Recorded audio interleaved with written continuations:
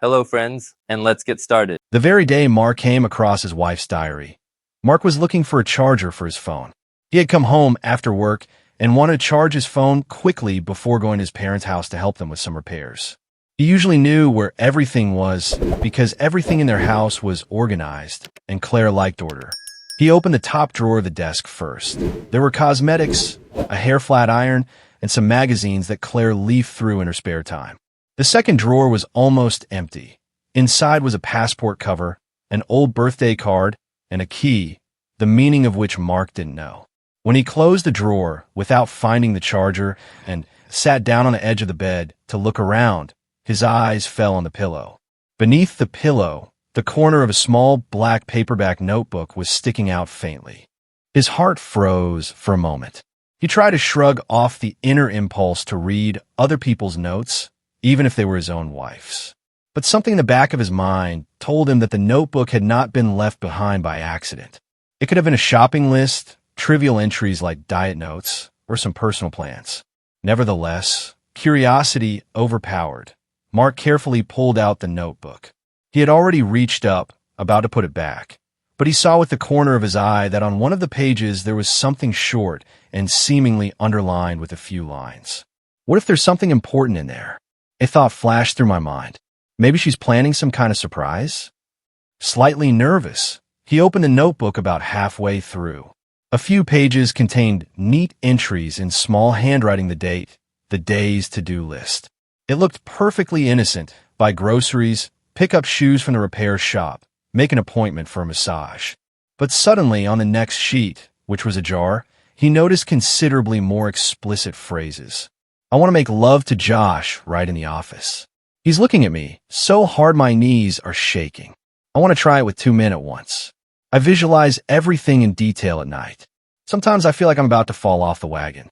And my husband won't know, just like he doesn't know about a lot of other things. A strange, breaking sensation came over him. Mark couldn't believe his own eyes. He turned the page, and there, detailed fantasies about cheating on her husband, about new men, about the fact that she had long wanted to try something forbidden. All of these phrases were circled in pen, some underlined. Judging by the tone, the diary had clearly been kept for months, and each new entry contained more and more specific details. He came across descriptions of a coworker named Josh, someone he'd only heard of in passing, a new guy, new to the job, interning. Nothing special, nothing more. But the journal described the way he looked at her, the way he touched her arm, the way he had once put his arm around her shoulders as they watched something on the computer. There was even a mention of, if I get the chance one day, I'll try to do it with him in the office. Adrenaline and passion are the perfect combination. Mark closed the notebook and exhaled, feeling his heart beating at a speed like he had just run a marathon. At the same time, there was a metallic taste in his mouth, as if he had missed a punch to the jaw. What to do? The darkest thoughts swarmed in his head. Throw away the diary, tear it up, make a huge scandal out of it at once, or maybe pack up and get the hell away. But something inside, the remnants of his self-control, told him, don't be in a hurry. See if it's true. Maybe they're just fantasies that will never be realized. Yes, they're disgusting, but he didn't have the energy to keep reading. He tossed the notebook back on the bed and paced the room. His throat was dry. He wanted to run out of the house, to shout his rage into the street, but he forced himself to calm down. He loved Claire, after all, and even though the pain of what he had read was already eating away at his heart, he couldn't believe that all of this would actually come true. Anger is a bad counselor, Mark mentally reminded himself. He always tried not to jump to conclusions. Perhaps these notes were just fantasies, harming no one, like erotic stories in his head. On the other hand, the mentions of specific names, the explicit details about the office and coworkers hinted that Claire was probably not only fantasizing, but perhaps taking real steps. Mark sat down on the bed and ran his hands over his face, trying to pull himself together. It was decision time. He could call Claire right now, make a scandal over the phone, and announce the breakup. But he didn't want to believe that their relationship could fall apart in one day, and so stupidly. Or maybe the diary was a way to release the tension.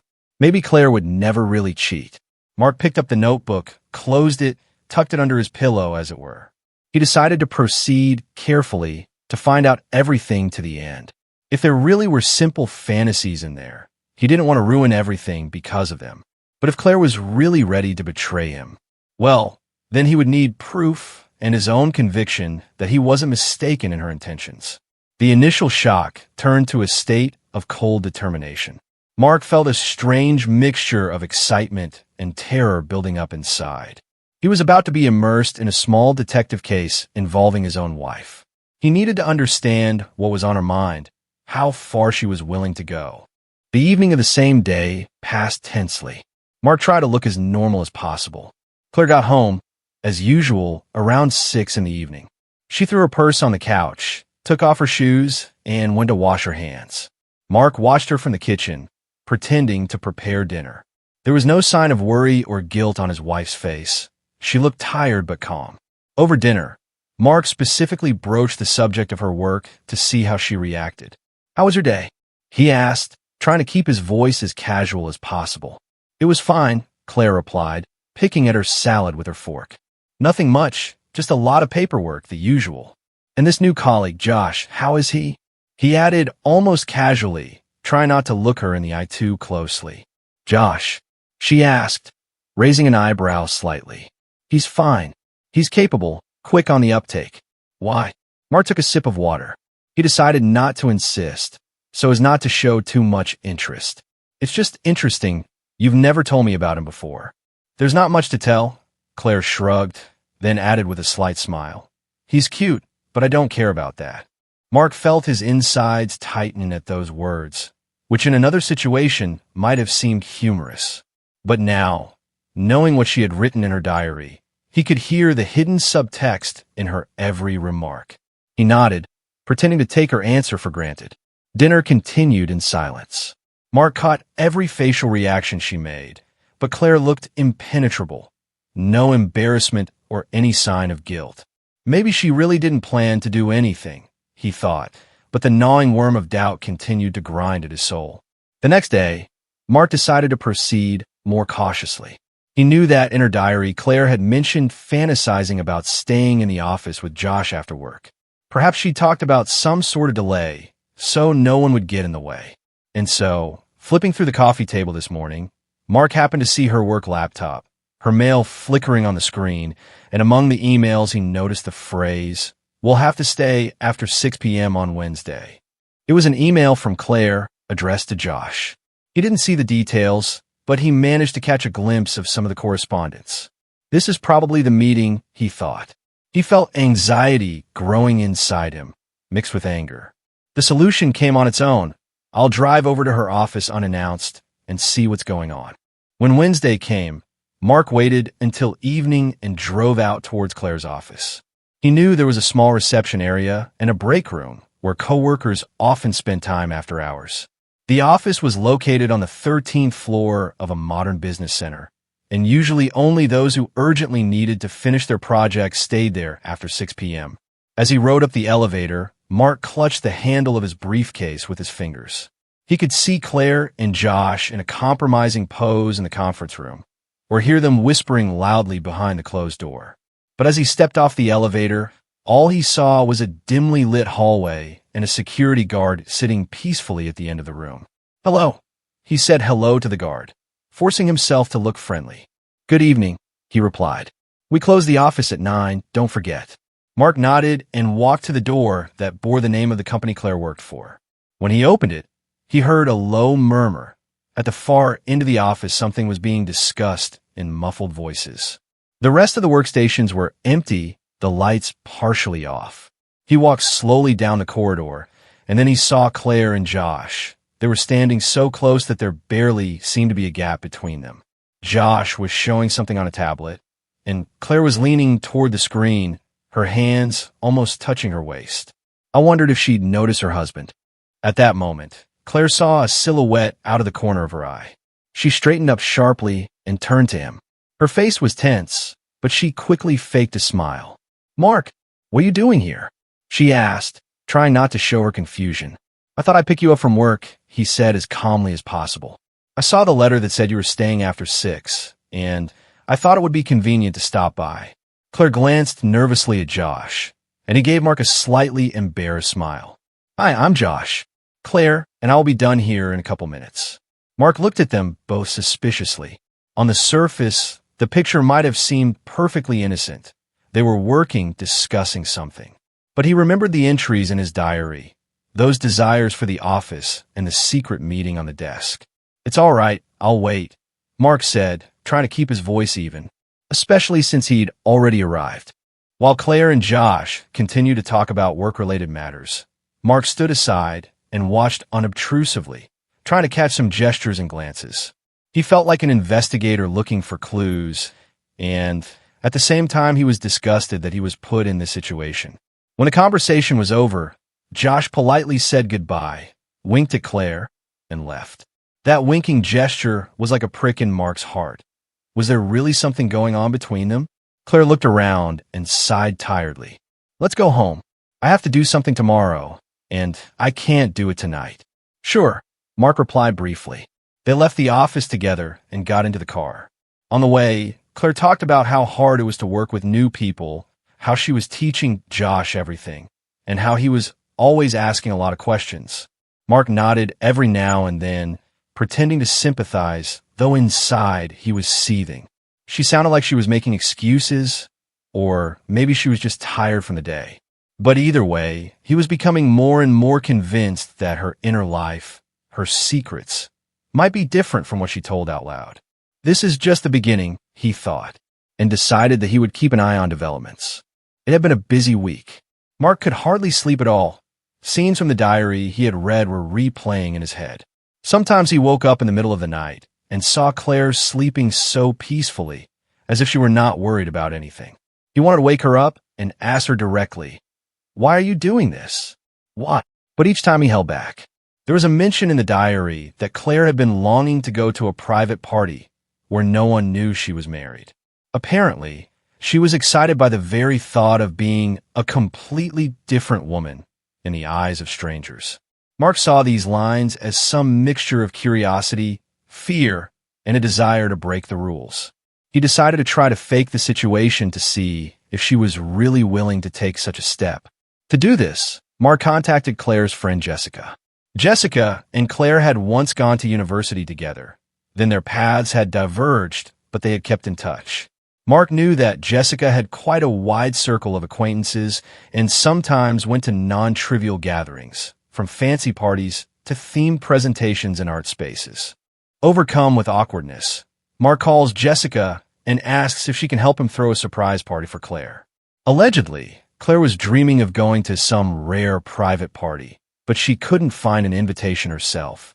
Jessica was surprised that Mark was even aware of these things, but agreed to help, figuring he wanted to do something nice for his wife. So Mark got an invitation to a party that was to be held the following Saturday night at a private club on the outskirts of town.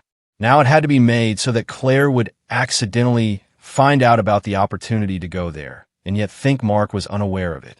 He'd slipped Jessica the invitation, and she'd already gently blabbed to Claire that she could get another place for a bachelorette party, where people who didn't ask too many questions would gather. Claire, having heard that there would be strict face control at the entrance and that no one knew the guests by sight, was immediately interested. A couple of days before the party, Claire walked around the house excited.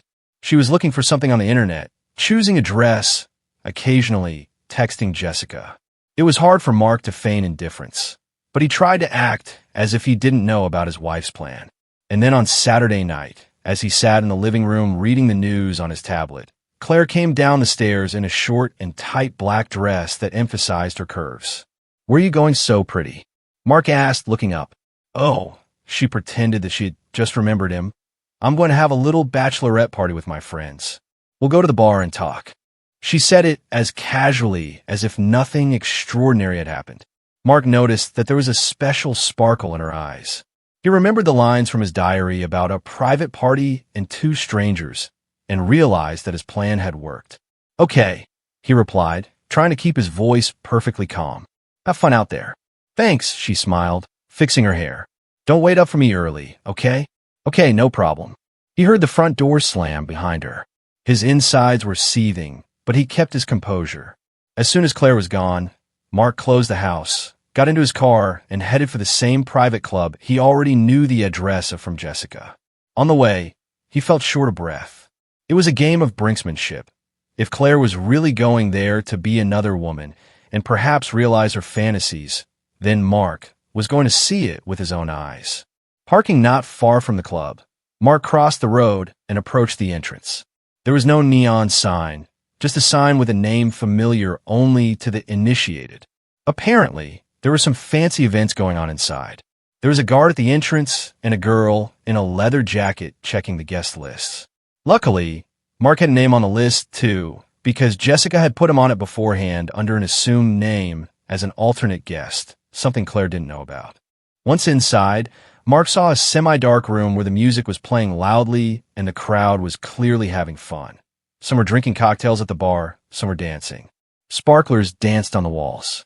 He slowly made his way through the crowd, taking in the faces and trying not to give himself away. After a few minutes, looking toward the far corner of the room, he spotted a familiar silhouette. Claire was sitting on a high bar stool, talking to a man. It wasn't Josh, but someone else tall, broad-shouldered, with brutal stubble. Claire was clearly flirtatious. She leaned toward him, laughed, touched his arm. Mark felt jealousy flaring up in him like a fire. But he kept watching. He had to see what she would do next. He didn't want to jump to conclusions. Could she just be flirting innocently? Half an hour later, however, Claire stood up and headed with the man into the corridor that led away from the main hall. Mark, trying not to attract attention, followed. At the end of the corridor were several small resting rooms. Dim light fell on the closed doors. Mark quickened his step when he saw Claire and that guy go into one of the rooms and shut the door behind them.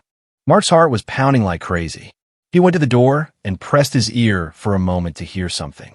There was a muffled muttering behind the door. Gathering all his resolve into a fist, Mark grasped the handle, but found the door unlocked.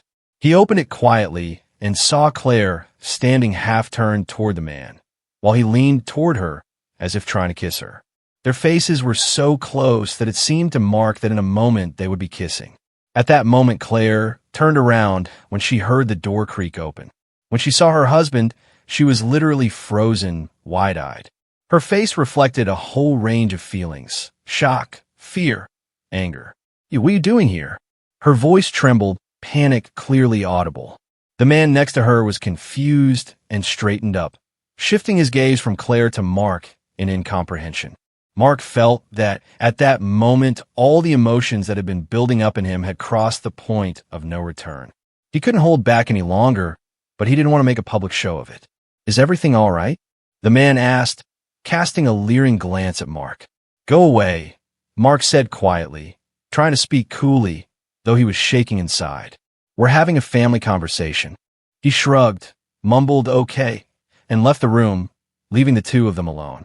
They were alone, in a small room, where the speakers were blaring muffled bass. The walls were covered in fabric, and there was a small couch in the corner. Claire was petrified, looking at her husband as if she were seeing a ghost. "Were you following me?" Her voice sounded angrier than it had a moment ago, fear replaced by irritation. Mark took a step closer, clenching his fists so that his nails dug into his palms. A storm of emotions raged inside him: jealousy, resentment, anger, frustration, but he tried to keep his face impenetrable. "No," he said through gritted teeth. "I was testing your desires." Claire squinted. "What the hell is this nonsense? You want to know how I know everything?" he asked, feeling a shiver run through his body. "I found your diary. All those fantasies you had about cheating, about threesomes, about how you wanted to try something new with Josh in the office. I knew from the beginning." Claire blushed. From anger? Out of shame? It was hard to tell. Her face turned into the mask of a defensive predator. "And you decided to test me like this?" she exclaimed, clenching her fists. "Instead of just talking to me? And you?" Mark stepped closer to her, almost right up to her. "Why couldn't you talk to me about your desires? Why quietly make plans to cheat on me?" For a moment, Claire seemed lost. Something akin to fear or shame flashed in her eyes. But almost immediately she boiled over. "Maybe there was something I wanted to tell you, but I guess it's too late. Do you think it was easy for me? I was just writing down my thoughts in my diary to... She stammered, unable to find the words, then added, "And you've been playing the good husband all these days, haven't you? Setting up situations to see where I'd get to." Mark sighed heavily. "I wanted to see if you were serious about all this or if it was just fantasy. I see now that it's serious enough." He looked toward the door. Behind the thin walls the party was going on, people laughing, music blaring, and they were in the ring. "How many more times were you going to write in your journal? How many more lies were you going to tell?" He asked harshly. Claire looked at him, then grinned wickedly. "As long as it takes. Why do I need a husband who doesn't even try to understand what I want?" Mark recoiled as if slapped. At that moment, he realized that the only thing that had kept him close to Claire was his remaining love and the hope that it was all a mistake. But now, seeing that anger-distorted smile of hers, he realized they'd crossed the line. "You want to know the truth?" She blurted out. "Yes, I've fantasized about cheating. Yes, I was tired of being the good wife while you were busy all day doing your own thing. I needed something bright, something edgy. But you know what? Your way of testing me is even more disgusting than my lies." There was silence for a brief moment, interrupted only by the thumping of music behind the wall. Mark looked at her, and his heart clenched. He had never thought he would hear Claire say that to his face. "That's it," he said quietly but firmly. "There's no going back." "Maybe," she said through gritted teeth. "Then let's go home," he said, turning away, "and we'll continue this there." Claire snatched the purse she held on her shoulder out of his hands and walked out of the room, muttering something. Mark, no longer caring about being unnoticed, followed. As they crossed the dance floor, the crowd still cheered around them. The lights flashed, and all they could see in their eyes was rage and helplessness. The drive home was almost silent. Claire sat in the passenger seat, staring out the window, stone-faced. Mark didn't try to make conversation, because he felt it might lead to a breakdown in the car, and he wanted to drive safely. When they reached the house and entered the living room, the silence finally gave a crack. Claire, kicking off her shoes, turned sharply to Mark. "So, satisfied? You saw me talking to a man? Are you trying to expose me?" Mark clenched his fists, trying not to shout, but his voice came out. "What else could I do? You created a situation where I couldn't trust you for a second. I couldn't trust you." She shrieked, and her voice sounded like a whiplash. "How am I supposed to trust a husband who reads my diary and then follows me around?"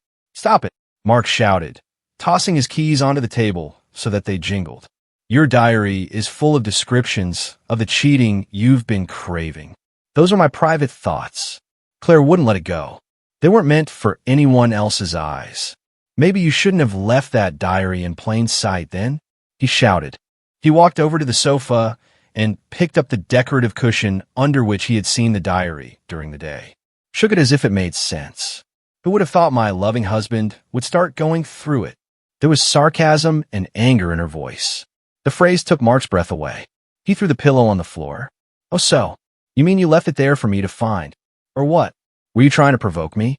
"Look, fuck you," Claire shouted, unable to hold back the tears that were welling up in her eyes, preventing her from speaking clearly. "I'm tired of your eternal control, of your interrogations, of your—" She was silent, unable to find the words. Tears ran down her cheeks, but they were not tears of remorse, but rather of rage and frustration. Mark paced the room, feeling his hands shaking and barely restraining himself from throwing something against the wall.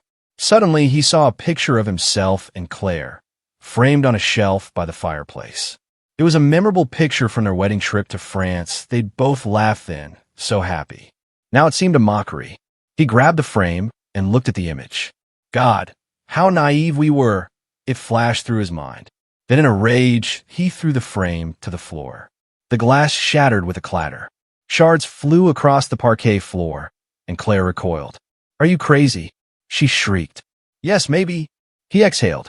"I look at this picture and I don't understand. Where do we put the love we had?" Claire covered her face with her hands as if she didn't want to see him again, but then she snapped. "You ruined it." "I did," Mark shouted. "I'm the one who wrote down wishes for infidelity. I'm the one who fantasized about threesomes. Maybe if you weren't so cold and immersed in your work, I wouldn't be looking for new experiences. When was the last time you really paid attention to me, Mark? What the hell are you talking about? I've spent my whole life. He exhaled, calming down, but inside his feelings were raging like a hurricane. I provided for our home. I thought we were happy. I didn't know you couldn't get enough of ordinary human relationships. Ordinary, Claire shouted. I'm sick of your normal. I'm sick of you always asking me, how's it going? How's work? And I wanted passion. I wanted adrenaline. I wanted to be a whore a little bit at the end of the day. They both realized that this fight was going all in. No compromise was possible. There were too many mutual accusations and resentments. Still, Mark didn't want to lose control, lest he slip into violence or something like that. He tried to pull himself together. Okay, he muttered, breathing heavily. Let's just calm down. But Claire, standing in the kitchen, grabbed the first thing in her hand, a bag of cereal, and threw it at Mark. The bag hit the wall with a thud, scattering cereal all over the floor. Damn it, Mark cursed, bouncing away. Here, she shouted. Satisfied, he realized the situation was getting out of hand. Still, the anger was building. You blamed me for everything, even though you secretly wanted to cheat on me. Yes, I did. So what? She shouted, no longer crying, but with eyes full of rage. Does it make you feel better if I confess? Nothing will ever make me feel better, Mark said grimly. I just want to know one thing. Have you ever really done it with anyone? Claire looked away for a moment, as if considering what to say. The silence suddenly became unbearable. The muffled voices of the people in the neighboring house were coming from somewhere else, as if life was going on. But here in their house, it was as if the abyss had opened up. Maybe I did, she finally said. The confession sounded like a thunderclap. Mark felt as if his hearing had gone out of his head, as if his brain refused to accept what he was hearing. Who? He asked, his voice hoarse. It doesn't matter, she said. The main thing is that you brought me to this with your indifference. He covered his face with his hands, feeling tears coming to his eyes, but he didn't let them spill. The tears of a man who had been cheated on mixed with rage, a hellish mixture. Okay, he said, not removing his hands from his face. Then that's it. We can't live together after this. Yes, Claire said quietly, her voice shaking with emotion. We can't. Mark lowered his arms, looked at her. There was broken glass, scattered grit, and defeated pillows between them, all a symbol of their shattered relationship. I'm filing for divorce tomorrow, he said, wiping the blood from the lip he'd bitten down on when he'd yelled. I've had enough. Claire took a step back, clasping her hands to her chest, and grinned through her tears. I'd love to divorce you. At that moment, Mark realized they were both so blinded by their resentments and grievances that there was nothing they could do to regain their former love. It was over. He sank heavily onto the couch, staring into the void, and Claire turned around and went upstairs. A moment later, there was the sound of the bedroom door slamming. Mark was alone in the living room, surrounded by chaos, broken glass, scattered cereal, overturned pillows. It all screamed that their once calm and gentle life had been shattered, like a fragile vase that had fallen to the floor and shattered into a million small shards. The courage and determination that had been in him dissolved in the realization that nothing more could be regained. He ran his hand across his forehead, wiping away the drops of sweat. The past events seemed like a nightmare, but he knew it was a reality he would have to accept. Outside, the world went on. The wind rustled the trees. People in the neighboring houses were laughing, watching TV, enjoying the evening. And for Mark and Claire, this night was the final act of their relationship. There was only one thing left to do. Wait until morning when they could make it official. To file the papers, to go their separate ways, like two parallel lines that had once crossed for a brief moment in their lives, but were now separated forever. The next day, Mark actually went to the lawyer's office to start the divorce proceedings. Claire packed up some of her belongings and left for her friend's house, apparently not wanting to stay a moment longer in a house where she thought everything was soaked in coldness and deceit. Their story ended so abruptly, as if someone had flipped through the book to the last page and ripped it out. The marriage that seemed strong turned out to be just a flimsy shell. Things could have been different if they had talked to each other, looked for compromises and joint ways to fulfill their desires. But that didn't happen. Both Claire and Mark chose the path of understatement, lies, and provocation. The neighbors did not yet know what was going on. Someone saw Claire leave with a suitcase. Someone heard them screaming, but no one could understand the depth of the tragedy. Maybe later rumors would reach them. In the meantime, in their cozy suburb, on the same street, in the same house, two people had lost each other irrevocably. A broken framed photograph remained lying on the living room floor among the shards of glass, a symbol of a love that had once been, but was now just a memory. And they could have just talked, confessed their fears and desires, tried to find a compromise. That's what happens when people in love forget to have an honest dialogue. It happens when lies and mistrust settle in the relationship, flavored with secret fantasies that do not find an outlet in real life, but only crowded on the pages of diaries. And then one night the deceptions are revealed and everything falls apart overnight. And that's where today's story ends. Thank you for watching to the end. If you enjoyed it, don't forget to like and comment. We'd love to discuss this story with you. See you in the next video.